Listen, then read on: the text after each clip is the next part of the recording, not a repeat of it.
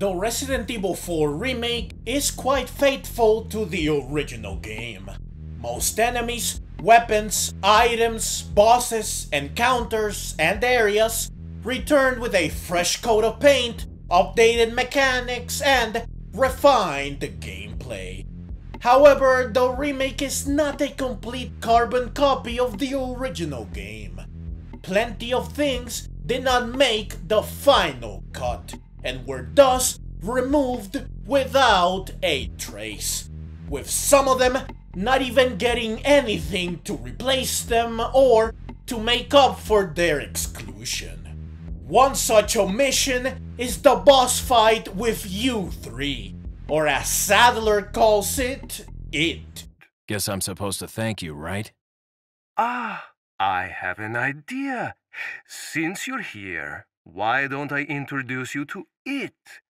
It should keep you busy. Can't remember the name, huh? A senior moment, perhaps. Oh. Enjoy the fun. This was easily the most terrifying and inventive boss fight in the original game, since not only is U3 a hideous and horrific monstrosity, but the arena is dark and claustrophobic, with U3 leaping up to hide in the shadows, only to then suddenly ambush you when you least expect it. Said arena is basically one big puzzle, with you having to find and operate switches in order to progress through each section, with each of them falling into the chasm below after a set timer or after you leave them. Since you have a limited time before dropping to your death, getting to the next section is a nerve-wracking experience to say the least, especially since the area gets darker and you have this scary thing stalking you. All these things combined make this one of the absolute best boss fights in the game. One of the best in the series, in fact, at least for me. So it's a massive shame that it was not included in the remake.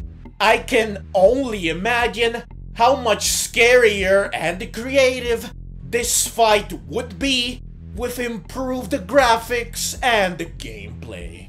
Now this of course begs the question of why was such an exceptional boss fight taken away?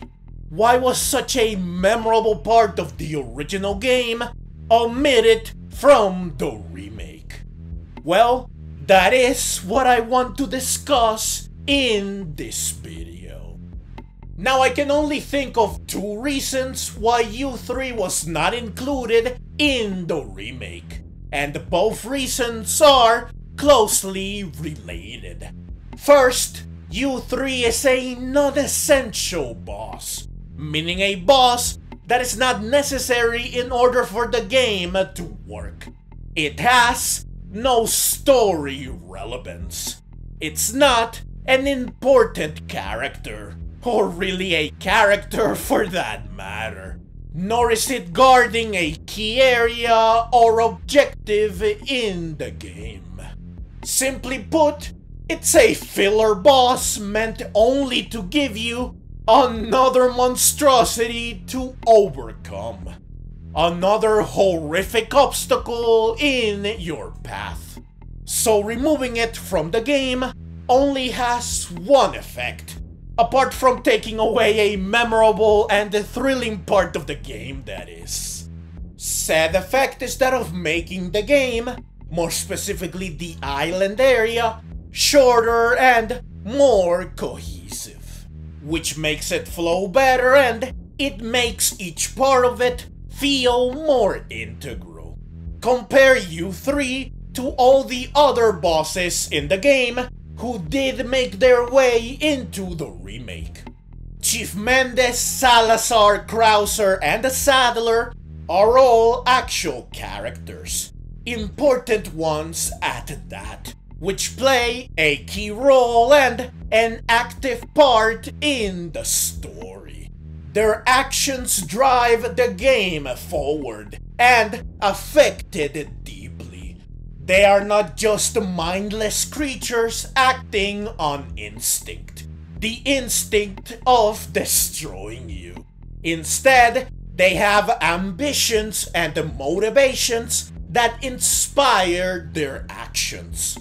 Plus, Chief Mendes, Salazar, and the Saddler each oversees a key area of the game, and they serve as the final encounter to cap out each area. So they are all essential parts of the game. Del Lago is the keeper of the lake, a big and notable area of the game. Plus, it's also the guardian of the key needed to rescue Ashley. You fight a total of 4 El Gigante across 3 encounters in both games. The 1 El Gigante and its encounter is optional in the original game. It would feel odd if they remove any of the El Gigante and their respective encounter, but not the others. And if they remove all of them, then they are getting rid of more than just one boss fight, meaning that the game would lose a lot. Verdugo is Salazar's bodyguard, henchman, assassin, and right hand. So while it is a scary monster that is not really a character, it does have more purpose and story relevance than U3, especially since it appears multiple times alongside its master and its fellow Verdugo. Therefore, it's not a one and done creature. So, when compared to its peers, U3 is certainly not an important or necessary boss. The game really does not lose much with its removal, hence why it was forsaken. The second reason why U3 was not included in the remake is that Capcom clearly wanted to trim down and streamline the game. They wanted to make it a tighter and more cohesive package by removing moments and encounters that felt like or were filler. Things that would not be missed and that the game can function perfectly without. All the areas in the game, especially the island, which is where you encounter U3, were thoroughly revised in order to cut some of the unnecessary fat from them, thus making them have better pacing without sacrificing narrative or gameplay, without taking away from the game something that it needs in order to work properly. Since U3 is, again, a non-essential and not very important part of the original game, it was a prime candidate for deletion, which is of course, sadly, what ultimately happened, and why I said that both reasons are closely related.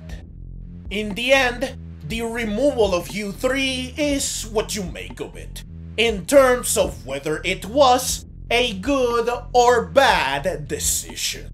If you, like me, thoroughly loved and were terrified by it, you cannot help but feel sad that it was taken away with nothing to put in its place to replace it.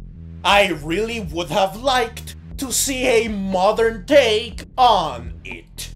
Additionally, it just never feels good to have content taken away, especially when we are given nothing to make up for it. However, that being said, I definitely did not miss U3. As in, I did not feel like I played a lesser game simply because it was gone. I noted its absence and While I was disappointed by it, it did not make me like the game any less. And I certainly did not feel like the game was lacking anything. Which again goes to show the value U3 has as far as the overall picture goes. Also, it's remarkable that so many things from the original were removed from the remake, and yet it does not feel any shorter, nor is it less amazing. So they clearly knew what they were doing when picking and choosing what to keep and what to throw out. Still, I cannot emphasize enough how terrifying, creative, and engaging this fight was. How it never failed to jolt me out of my seat. It was a fight that had me constantly on edge. It was survival horror at its absolute finest, and the undisputed best showcase of pure, unadulterated terror in the original game.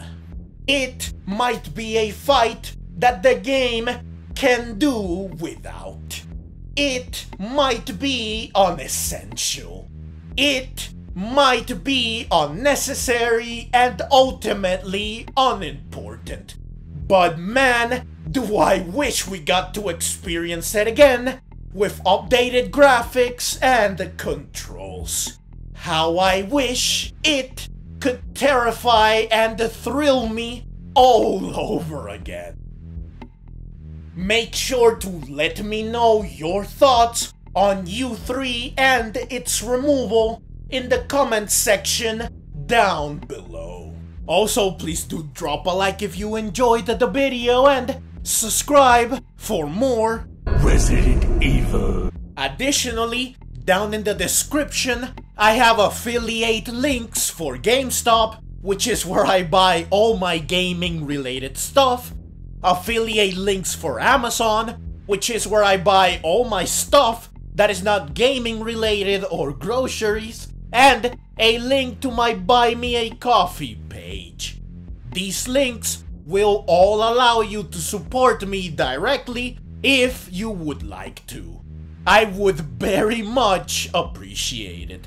Also, I have a link to my main channel where I cover Pokemon. If this is something that would interest you, then please check said channel out. Thank you so very much for watching, and let's meet again in the next video.